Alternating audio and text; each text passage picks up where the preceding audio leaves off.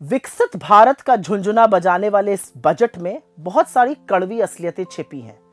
143 करोड़ के इस देश में बेशक 3 करोड़ 20 लाख लोगों को इनकम टैक्स से, जो इनकम टैक्स भरते हैं, उससे कुछ राहत मिली होगी, लेकिन 140 करोड़ जो बाकी हैं उनका क्या?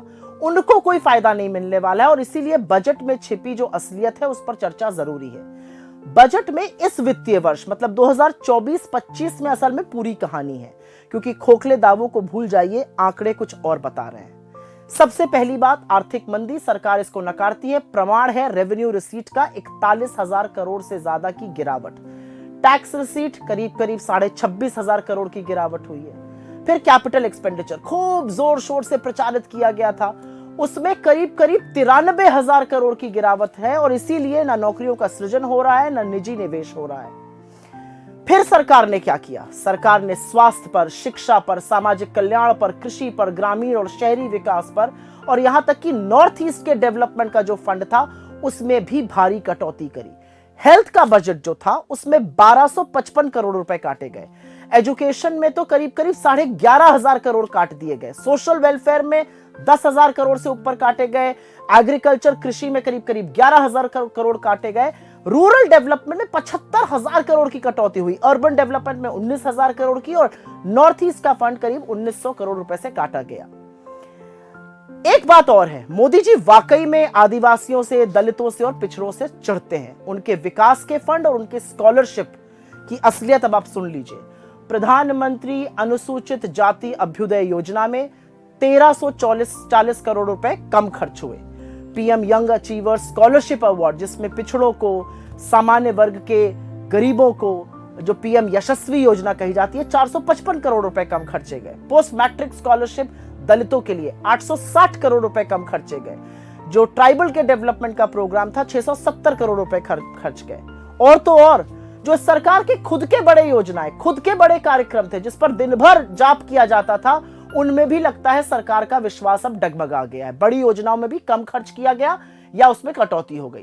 प्रधानमंत्री आवास योजना शहरी 16,501 करोड़ रुपए की कटौती हुई। रूरल में ग्रामीण जो आवास योजना है उसमें 22,000 करोड़ से ज्यादा कम खर्च किए गए। जल जीवन मिशन में तो 74,000 करोड़ रुपए काट दिए गए। युवाओं को एक बार फिर से धोखा मिला है, क्योंकि जितनी भी रोजगार सृजन की योजनाएं हैं उसमें जो पैसा आवंटित किया गया था वो खर्च ही नहीं किया गया। पीएलआई बहुत जोर शोर से आई थी, जो माइटी लिंक थी 423 करोड़ काटे गए, और जो ऑटो से लिंक था पीएलआई उसमें तो करीब 3,000 करोड़ से ऊपर का काटा गया। स्किल इंडिया प्रोग्राम में 68 करोड़ रुपए कम खर्च हुए, होते तो शायद लोग ज्यादा स्किल ले पाते। महिलाओं और बच्चों तक को ठग डाला।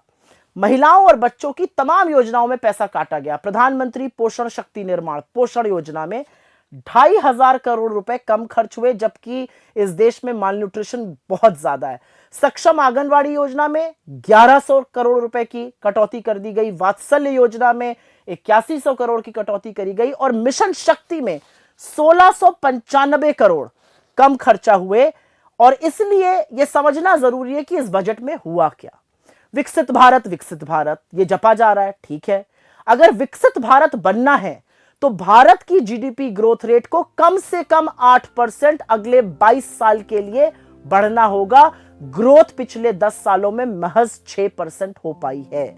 असलियत यह भी है कि इस बजट में रोजगार के सृजन के लिए, महंगाई को खत्म करने के लिए, ग्रामीण और शहरी विकास के लिए, आर्थिक असमानता को खत्म करने के लिए, मालन्यूट्रिशन को खत्म करने के लिए ऐसी कोई चीजें नहीं है जो सुई की नोक को उठाकर इधर से उधर करेंगी। और इसीलिए झुंझुना बजाते रहिए, लेकिन कुछ तो काम किया होता बजट में। बजट के आंकड़े और सरकार के खोखले दावे वाकई कुछ और कह रहे हैं। और इसीलिए बार बार अदम गोंडवी का वो शेर याद आ जाता है, तेरी फाइलों में गांव का मौसम गुलाबी है, लेकिन ये आंकड़े झूठे और ये दावे किताबी हैं।